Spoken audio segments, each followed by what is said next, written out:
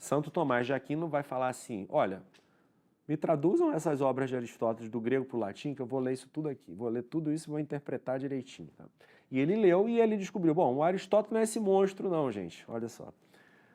Ele falou da eternidade do mundo, só que do ponto de vista da razão, a gente não pode decidir se o mundo foi criado no tempo ou foi criado desde toda a eternidade. Né? Porque Deus, como princípio criador, não é um princípio cronológico, é um princípio ontológico, é um princípio do ser.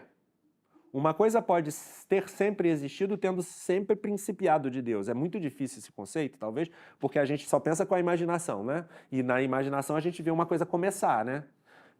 Então não dá para imaginar, mas dá para abstrair. Uma coisa, o mundo pode ter sido criado, ter sempre existido e ter sido criado. Caramba, né? Pode ter sempre surgido de Deus. Deus pode ter sempre dado origem, desde que ele é, desde sempre pode ter sempre dado origem. Pois bem, e o intelecto agente? O intelecto agente era apresentado como um intelecto divino separado, às vezes até o intelecto possível. O que são essas ideias de Aristóteles, para vocês entenderem? Para o Aristóteles, a nossa capacidade de abstrair as formas que estão nas coisas para poder entendê-las depois com a ciência, reside numa especial luz da nossa inteligência que ele chama de intelecto. Essa luz da nossa inteligência, ou nous, né? Essa luz da nossa inteligência é sempre atual e ela é capaz de fazer destacar a forma imaterial, a forma das coisas e torná-la imaterial na nossa mente. E depositar no que ele chama de intelecto possível. E aí o intelecto possível recebe uma impressão intelectual das formas. Ou seja, nós temos uma especial participação da luz divina por sermos imagem de Deus e essa luz é o intelecto. Agora, se o intelecto agente é separado, se está na alma, se o intelecto possível é uma coisa. Agora, se o intelecto possível for separado também e a gente só, digamos assim, a gente só conhece as coisas no senso comum ou no intelecto terceiro, sei lá, me esqueci agora o nome que os árabes davam, na verdade, então, quando a gente morresse, não teria nada imaterial em nós, não teria nenhuma connaturalidade nossa com o mundo das formas, com o mundo da imaterialidade, nós morreríamos. E aí, como é que fica a vida eterna, a imortalidade da alma, a ressurreição, né? Como é que ficaria? Então, essa ideia do intelecto é muito importante. É a perda da ideia do intelecto que vai fazer a filosofia moderna, a partir do nominalismo, ir por ladeira abaixo. E isso vai ser o que eu vou explicar para dar a entender um pouquinho do processo no qual nós chegamos. Sem essa participação da luz divina,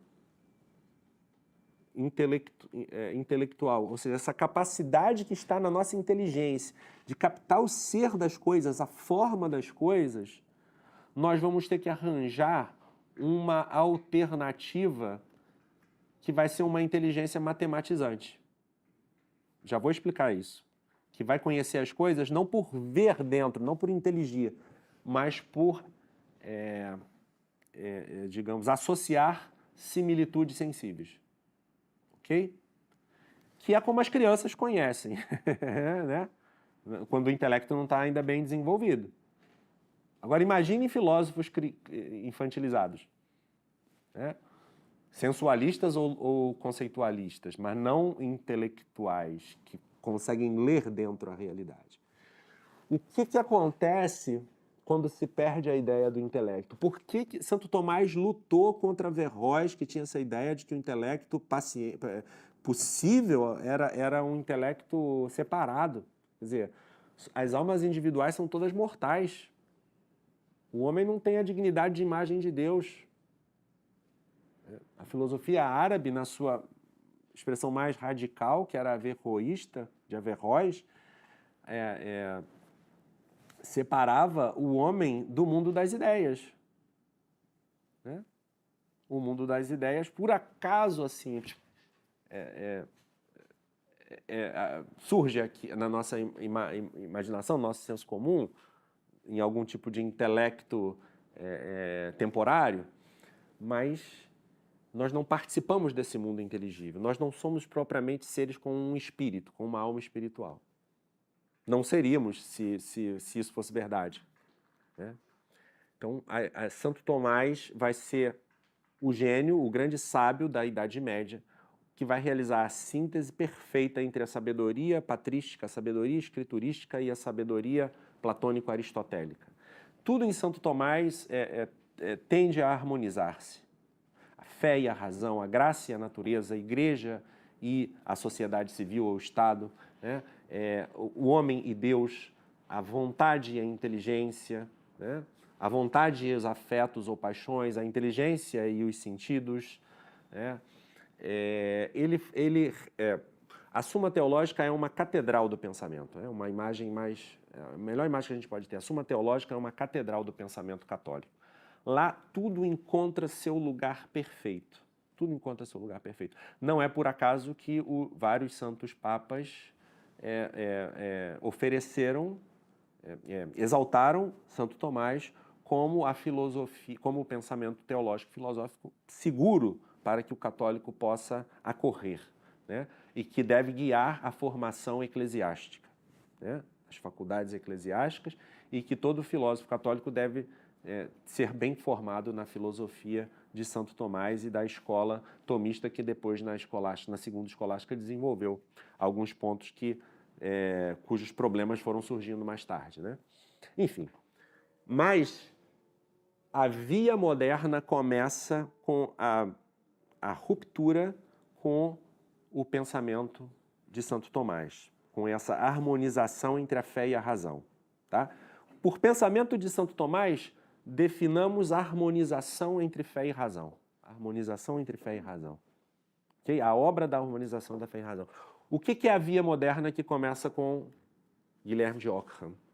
A ruptura dessa harmonia. A ruptura dessa harmonia. Veja, provavelmente Guilherme de Ockham estava muito bem intencionado. Ele queria resguardar um lugar para a teologia e ele achava que a filosofia se intrometia muito no recinto sagrado da teologia.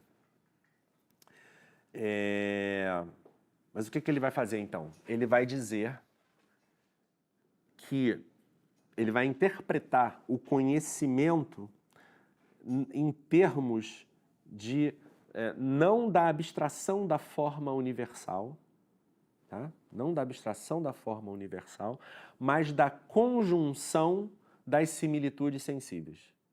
Ok?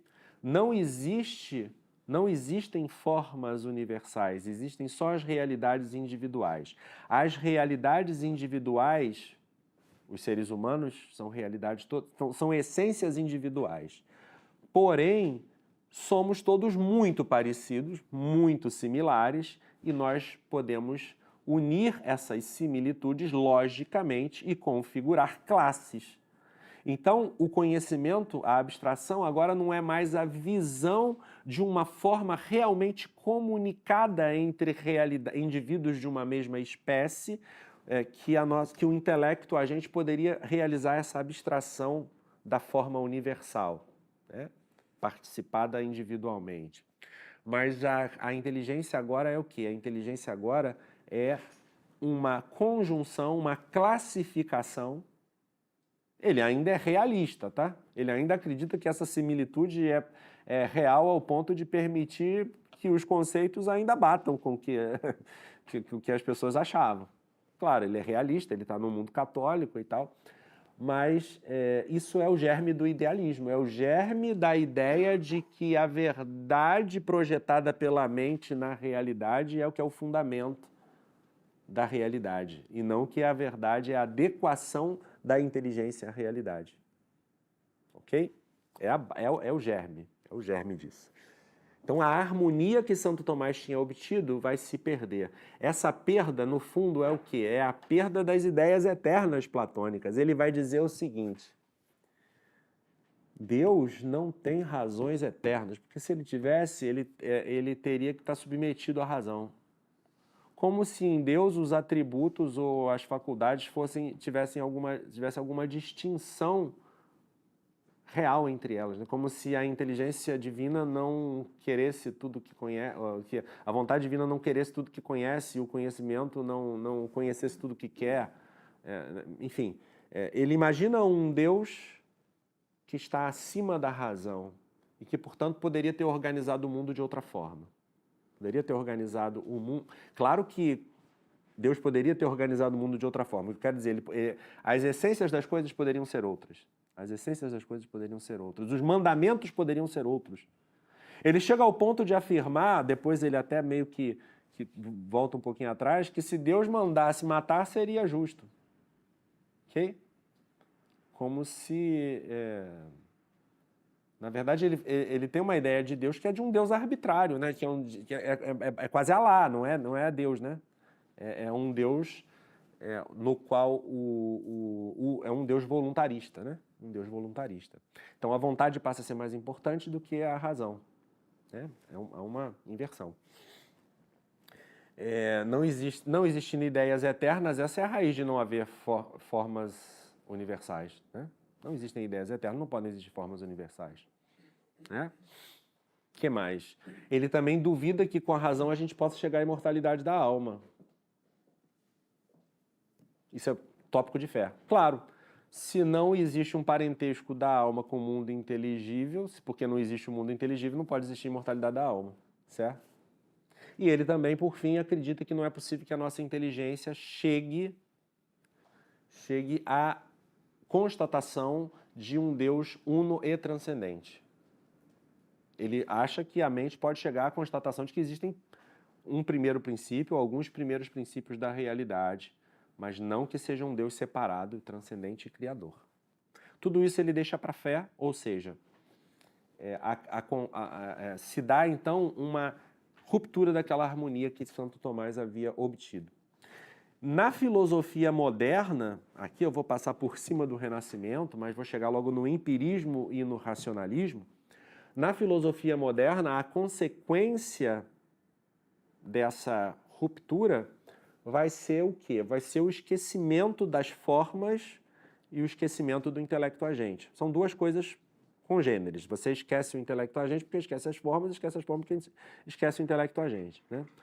Na verdade, o que é poder inteligir que há um intelecto agente?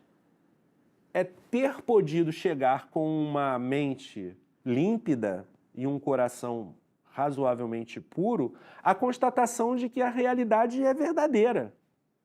A constatação de que a realidade tem em si o seu princípio de inteligibilidade, ou seja, é só uma mente mais purificada que consegue atinar para a existência dessa luz do intelecto agente. Porque a gente não está no nível do intelecto agente, a gente está no nível do intelecto possível ativado, né? Ok? Tudo que a gente percebe porque essa luz que está no cume da nossa alma, por assim dizer, metaforicamente, nos ilumina para a gente ver. O que a gente faz? A gente está no mundo da sensibilidade, né? Com os nossos órgãos das sensações, e no mundo do intelecto possível ativado. A gente não está no nível do intelecto agente, isso é um místico, né? Assim, ok? Então, o intelecto agente é uma teoria, mas é uma teoria que tem que ser verdadeira para a gente poder saber que... Ou seja, quem conhece a verdade sabe que há o intelecto agente, ok? Claro, quando a gente aprende filosofia na escola, quando a gente decora essas coisas, mas a segurança intelectual da realidade do intelecto agente é a experiência intelectual da verdade. É a experiência intelectual da verdade que faz um filósofo ser realista. É a experiência virtuosa da existência que faz um filósofo ser realista. Então, quando se perde o intelecto agente é porque você está perdendo a realidade. Quando se perde a realidade é porque se está perdendo a pureza da mente. Dá para entender? Não existe uma razão lógica separada de uma razão lógica capaz de encontrar as verdades puramente inteligíveis separadas de uma existência virtuosa. Não tem como, não tem como. Não tem como. A mente límpida e o coração em processo de purificação são duas coisas que têm que andar juntas. Ok? Então você vai aprender melhor filosofia se você estiver lutando pela virtude. Quanto mais você luta pela virtude, mais sua mente fica aberta às verdades mais difíceis, mais árduas. Que não são as verdades das ciências empíricas, que são difíceis também. Mas para isso basta o gênio cerebral, né? Para isso basta o gênio cerebral. Para as verdades metafísicas, além do gênio cerebral, você precisa da sabedoria, de uma participação na sabedoria divina. Ou seja, você precisa de um anseio pela verdade, de um desejo da verdade.